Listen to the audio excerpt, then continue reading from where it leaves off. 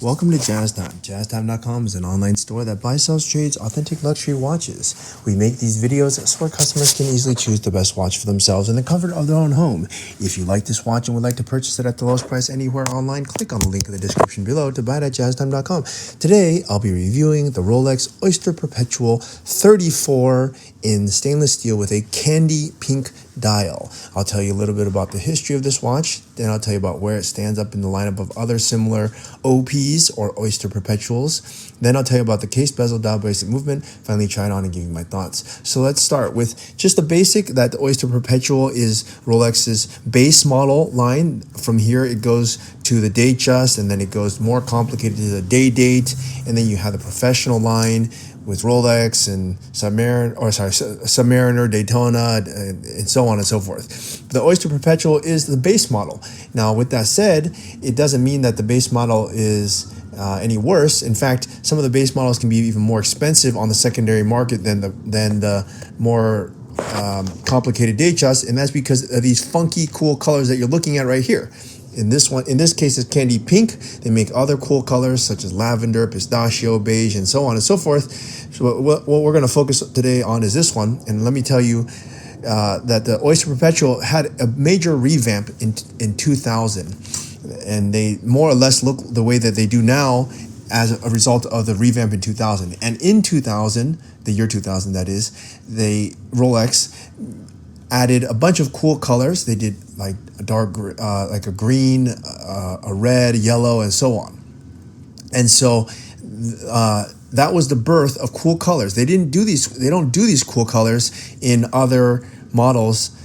They do them in their base model, and very wisely so, because that actually makes their base model ones sell above retail, because these dial configurations are so hard to get. In fact, some of them even go for double, even triple retail, such as the turquoise. Okay. So that is just a little history. Now in 2025, Rolex again revamped some of theirs, not all of them, some of the Oyster Perpetuals. This one did not actually get a revamp. When you see the number 13 in front of it, this one has a reference 124200. When it has a 3 in front, it means it got a revamp. Okay, so more or less it looks the same. And they just, in 2025, added some cool colors, one of which is this candy pink, which, by the way, they actually also have another pink dial, but it's not a candy pink. It's just a regular pink, like a sundust or a sunray finished pink, which we also have at jazztime.com. If you want to get pink, but you don't want to spend that kind of money to pay for the premium on a candy pink, you can also get the regular pink, which is good, not as good, but it's still good. All right, so now we're going to look at this dial. Let's start talking about it from the case. The case is 34 millimeters. They make these Oyster Perpetual cases in almost every size, actually in every size. They make it in 28 millimeter, 31, 34, 36, and even 41 actually. And so they're making it every single size that you can imagine. They're going to make it for you.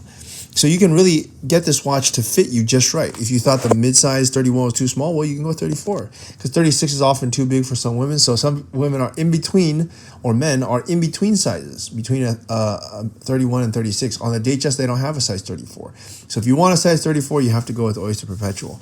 Okay, it has the case is very similar to a Datejust case in that has this oyster case, but it is a little bit more angular than the Datejust case. So it's not exactly the same case. The Datejust has more angles to it.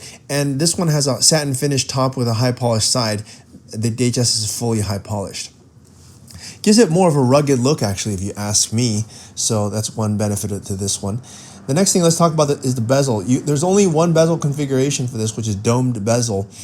It's a steel bezel, and it's high polished. And it doesn't scratch or dent very easily. I guess it could scratch, but it's easily to buff out.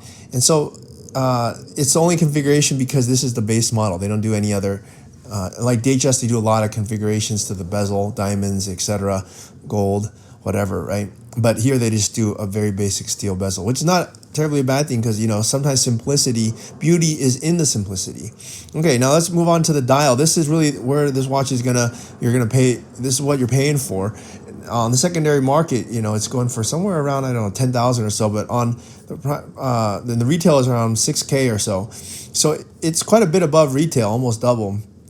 And why is that? Well, the dial speaks for itself. It's not just pink, it's candied pink. The kind of pink that you would get at, from like a bubble gum or something. It just or a very pastel pink, a very beautiful pink, very feminine. But in fact, I actually could see a man wearing this, not this size, but men wear pink as well, especially with this really cool pink. And not all gay people either. Straight guys wear pink too. I would wear pink. I'm not gay. And I like the lavender. I think all the colors are unisex. Anyways, this watch being 34 actually could fit both a man or a woman. And with this cool pink dial, you could wear it with a lot of things. And it's not easy to get, but yeah, we have it at jazztime.com. So if you want to buy it, just click on the link in the description below. Has a very nice high legible chromolite display with long-lasting blue luminescence. That means when it gets charged by the sunlight or light during the day and you wear it at night, these indexes will actually luminesce blue color, a very beautiful blue. It's quite nice. Okay, let's look at the strap. Now the strap here, or the bracelet, is going to be all satin finish. There's no high polish with it at all. That differs from the Datejust, which is high polished center links. The buckle is also slightly different. It doesn't have a flip lock, neither does the Datejust, but instead of the logo being pronounced, embossed on top of the bracelet, the logo crown is actually recessed into the bracelet, which actually is a pretty cool thing because I've seen a lot of those crowns get kind of beat up and worn down over time, and you can actually beat this one up because it's not protruding. It's actually recessed into the bracelet itself. So that also lends for this watch to be more durable. I mean, a woman or man could easily wear this to do anything, literally anything: diving, swimming, rock climbing, doing dishes, whatever. And it's it can handle all of that. And it's not, yeah, of course, you're gonna get a few marks here and there, but it's easy to buff out, and it's a very durable watch, and it's still beautiful. Okay, time to try this watch. Oh yeah, the movement finally.